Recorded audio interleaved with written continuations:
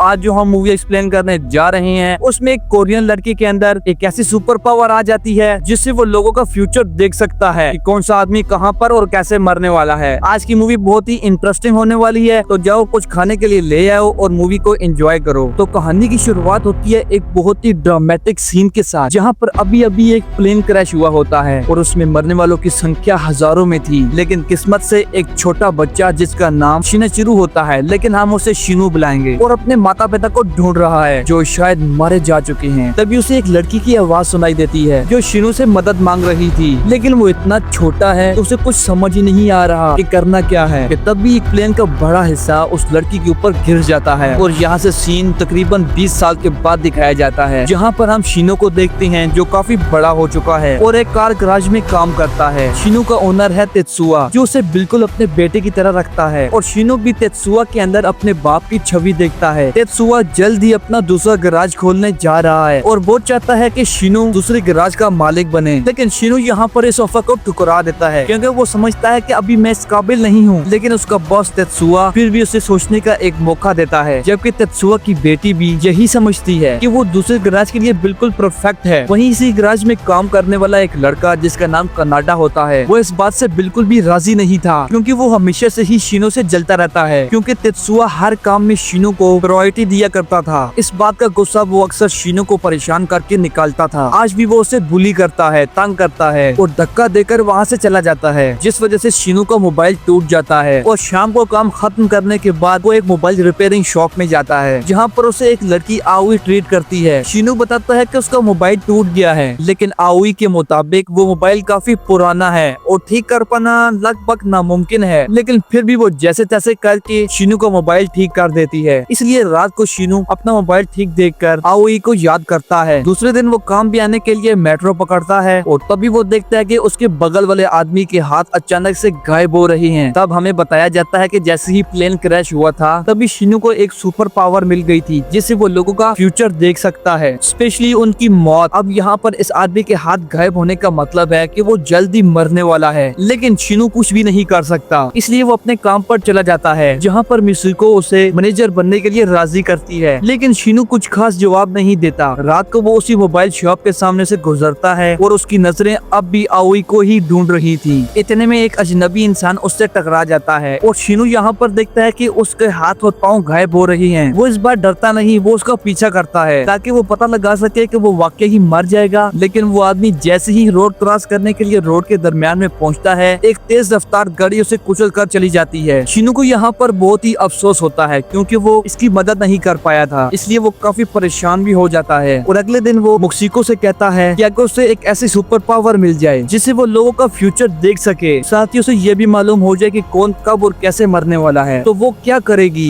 इस पर मुसुको कहती है कि ये शक्ति नहीं शराब है, इसलिए उसे ऐसी कोई शक्ति नहीं चाहिए भाई। यहाँ पर शिनू देखता है कि एक बार फिर से उसका मोबाइल गड़बड़ कर रहा है, इसलिए वो फिर से मोबाइल ठीक करवाने के लिए आउई के पास जाता है और अपना फोन ठीक करवाता है। लेकिन वो ये देखकर घबरा जाता है कि आउई के भी हाथ गायब हो रही हैं, इसलिए वो उसे बचाने का फैसला करता है और काम खत्म करने के बाद उसे मिलने के लिए बुलाता है। आउई भी पहले थोड़ा सा सोचती है, फिर हाँ कर देती है। फिर वो दोनों एक कॉफी शॉप में मिलते हैं, जहाँ पर शिनू देखता है कि आउई के हाथ दोबारा से वापस आ रहे हैं और वो ये देखकर बहुत ही खुश होता है। आउई पूछती है कि उसे यहाँ पर क्यों बुलाया है। इस पर वो कहता है कि उसके पास फ्यूचर देखने की ताकत है, लेकिन उसे डाउट होता है कि वो उस पर यकीन नहीं करेगी, इसलिए वो उससे सॉरी बोलकर निकल जाता है। लेकिन वो जैसे ही कॉफी शॉप से बाहर निकलता है तो अचानक उसके सीने में जोरों से दर्द होता है, लेकिन फिर भी वो जैसे तैसे करके खुद को संभाल कर वापस घर आ जाता है। और अगले दिन पूरे कॉन्फिडेंस के साथ तेत्सुआ यानी अपने बॉस से कहता है कि वो मैनेजर बनने के लिए बिल्कुल तैयार है। साथ ही वो आज देर रात तक अपने गैराज में काम करता है, जहाँ पर उससे मिलने के लिए आउई भी आती है। शिनू आउई को देखकर हैरान हो जाता है कि ये यहाँ पर क्या कर रही है। तभी आउई बताती है कि उसने शिनू का एड्रेस स्टोर से लिया था और वो यहाँ पर एक जरूरी बात करने के लिए आई है। शिनू उसे कॉफी ऑफर करता है और आउई उसके सामने एक न्यूज़पेपर रखती है और साथ ही ये बताती है कि उसके शॉप से दूर एक फैक्ट्री है जहाँ से मैं रोज गुजर कर अपने घर जाती हूँ। बीती रात उसके अंदर बहुत ही बड़ा धमाका हुआ जिससे सभी लोग मारे गए, लेकिन मैं बच गई, वो भी तुम्हारी वजह से, क्योंकि वो रोज काम खत्म करने के बाद उसी रास्ते से अपने घर जाती है। और साथ ही वो ये कहती है कि उसे वो भविष्य वाली बात याद है। साथ ही वो शिनू का शुक्रिया अदा करती है, लेकिन शिनू इस बात को हंसी में उड़ा देता है। और अगले दिन मिसिको जैसी स्टोर के अंदर आती है तुरंत समझ जाती है कि बीती रात यहाँ पर कोई आया था। वो शीनू से इस बारे में पूछती है, लेकिन हमारा शीनू बहुत ही अच्छे दिल का और साफ दिल का होता है, वो सब कुछ ठीक ठीक बता देता है। इस पर मिसिको खुश होती है कि वो पहली बार किसी से दोस्ती कर रहा है, क्योंकि आज से पहले उसने किसी को भी अपने पास नहीं आने दिया। ये बात सुनकर शीनू को अपना फ्लैशबैक याद आता है, जहाँ पर तेत्सुआ के गैराज में एक लड़की आया करती थी जिसका नाम मरिको होता है। मरिको शीनू को पसंद करती थी, लेकिन शीनू उस पर ज्यादा ध्यान नहीं दिया करता था, इसलिए मरिको गैराज में आने वाले एक रईस कस्टमर के साथ रिलेशनशिप में आ जाती है और यहाँ से हमेशा के लिए शीनू को छोड़कर चली गई। कहानी फिर से प्रेजेंट में आती है, जहाँ पर मिसिको और शीनू को तेत्सुआ की चिल्लाने की आवाज सुनाई देती है, जो कि कनाडा के ऊपर चला रहा होता है, क्योंकि वो तेत्सुआ को बिना बताए गैराज में से किसी कस्टमर की गाड़ी कर गेट पर ले गया था। लेकिन कनाडा अपनी गलती मानने के बजाय उल्टा उन्हीं पर चिल्लाता है और शीनू को मारने भी लगता है, जिसकी वजह से तेत्सुआ उसे एक तमाचा मारकर काम से निकाल देता है। लेकिन कनाडा जैसे ही गैराज से बाहर निकलता है, शीनू देखता है कि तेत्सुआ के हाथ गायब हो रहे हैं। वो एकदम शॉक्ड हो जाता है, मतलब कि तेत्सुआ की जान को भी खतरा है और वो जल्दी मरने वाला है। और शीनू उसे अपने बाप की तरह मानता था, इसीलिए वो तेत्सुआ को बचाने का फैसला करता है और काम खत्म करने के बाद उसे अपने साथ डिनर करने को बोलता है। तेत्सुआ भी मान जाता है और दोनों पैदल रेस्टोरेंट की तरफ जा रहे होते हैं। लेकिन रास्ते में शीनू का ध्यान सिर्फ आसपास की चीजों पर होता है। इतने में हम देखते हैं कि एक अंधेरी जगह पर कनाडा एक लोहे का रॉड लेकर खड़ा हुआ है और जैसे ही वो तेत्सुआ के ऊपर हमला करता है, बीच में शीनू आकर उसे बचा लेता है, जिससे तेत्सुआ की जान तो बच जाती है, लेकिन फिर से शीनू को दिल का दौरा पड़ता है। उसके सीने में जोरों से दर्द होता है और उसकी आंख हॉस्पिटल में खुलती है, जहाँ पर मिसिको बताती है कि तेत्सुआ ने कनाडा को माफ कर दिया है, क्योंकि उसे अपनी गलती का एहसास हो गया था। इसके बाद डॉक्टर आता है और उसकी फाइल्स चेक करता है और कहता है कि शायद ये टेंशन की वजह से हुआ है, इतना ज्यादा घबराने की बात नहीं है। तभी शीनू एक छोटी बच्ची को देखता है जिसके हाथ और पाँव गायब हो रहे थे, इसलिए वो उसे बचाने के लिए उसका पीछा करने की कोशिश करता है। लेकिन तब भी डॉक्टर उसके रास्ते में आ जाता है और उसे रोकते हुए कहता है कि क्या तुम्हें भी वो बच्ची गायब होती हुई नजर आ रही है। इसके बाद दोनों हॉस्पिटल की छत पर बात करने के लिए जाते हैं, जहाँ पर डॉक्टर बताता है कि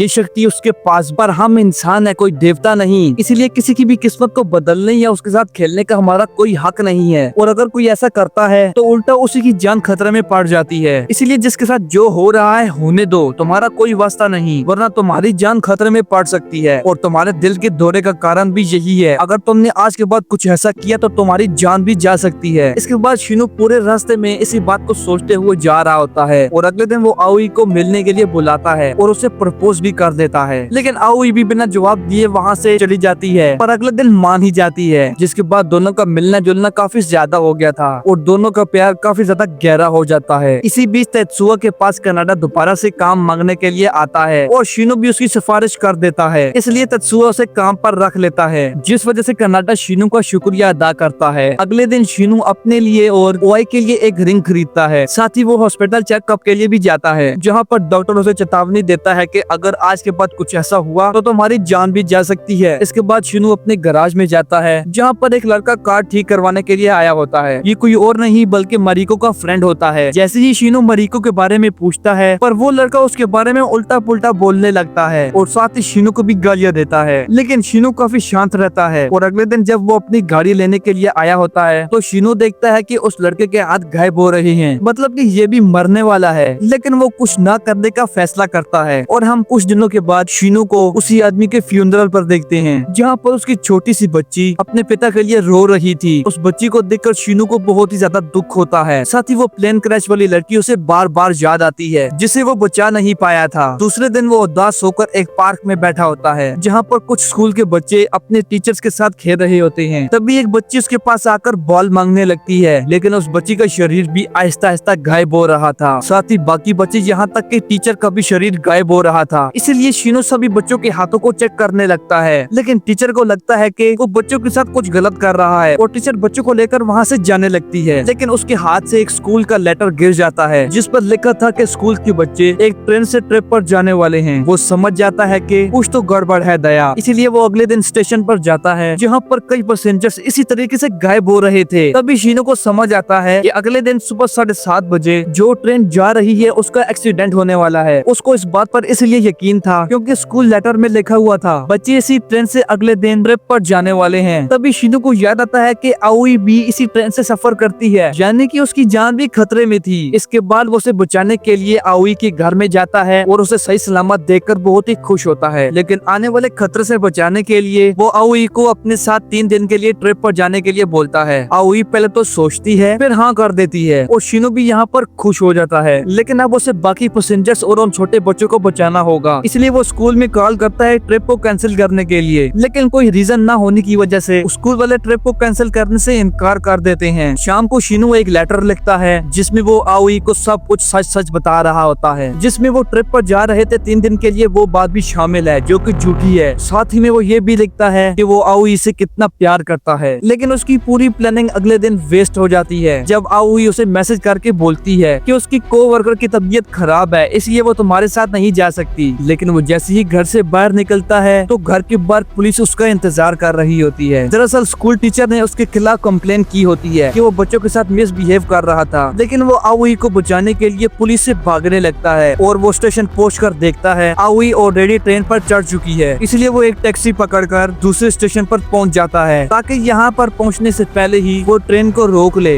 यहाँ पर शिनो देखता है कि कंस्ट्रक्शन का काम हो रहा है, जिससे वो अच्छे से देखकर समझ जाता है कि कंस्ट्रक्शन में यूज हो रही क्रेन ट्रेन पर गिर जाएगी जिससे सभी लोग मर जाएंगे। वो सभी को बचाने के लिए एक रेड कलर की कैंडल लेकर ट्रेन के सामने खड़ा हो जाता है। आउई जो ठीक इंजन के सबसे पिछले वाले डब्बे में थी वो भी शिनो को देख लेती है और ड्राइवर को ट्रेन रोकने के लिए बोलती है और ड्राइवर भी ट्रेन रोक देता है। इतने में हमें क्रेन भी गिरती हुई दिखाई देती है, यानी कि शिनो ने इस ट्रेन एक्सीडेंट को रोक लिया था और सभी की जान बचा ली है। ओआई ट्रेन से निकलकर भागते हुए शिनो के पास आती है जो कि घुटनों के बल पटरी के दरमियान में बैठा हुआ था। आउई जैसे ही उसे देखती है वो रोने लगती है क्योंकि शिनो ने सभी की जान बचाने के लिए अपनी जान कुर्बान कर दी। शिनो के फ्यूनरल पर ओआई को मालूम हो जाता है कि ओआई पहली लड़की थी जिससे शिनो पहली बार इतना घुला मिला था। ये सुनकर वो और ज्यादा दुखी हो जाती है और जोर जोर से रोने लगती है। अगले सीन में हमें दिखाया जाता है कि आउई वही लड़की है जिसने प्लेन क्रैश साइट पर शिनो से मदद मांगी थी, लेकिन ट्रॉमा की वजह से शिनो को कुछ याद ही नहीं था कि उसने आउई की जान बचा ली थी। यहाँ पर यह भी रिवील होता है कि ओआई के पास भी वही शक्ति है जो डॉक्टर और शिनो के पास थी और उसको हमेशा से ही शिनो की तलाश थी। जब पहली बार उसने ओआई के हाथों को देखकर रिएक्ट किया वो तभी समझ गई थी कि यह वही लड़का है जिसने मेरी जान बचाई थी। साथ ही वो जानबूझकर ट्रेन में चढ़ी थी क्योंकि जब शिनो उसे ट्रिप के लिए पूछ रहा था तब आउई ने देख लिया था कि उसका शरीर धीरे धीरे गायब हो रहा है, इसलिए उसने शिनो को बचाने के लिए ट्रेन में सफर करने का फैसला किया। लेकिन शिनो ने भी अपने प्यार को बचाने के लिए अपनी जान की बाजी लगा दी। इसके बाद हम आउई को वहीं खत पढ़ते हुए देखते हैं और इसी के साथ हमारी कहानी का एंड होता है। सो फ्रेंड्स, अगर आपको मेरी एक्सप्लेनेशन अच्छी लगी तो प्लीज लाइक एंड सब्सक्राइब का बटन जरूर दबाना। मिलते हैं ऐसी ही मूवी के साथ, तब तक के लिए बाय बाय।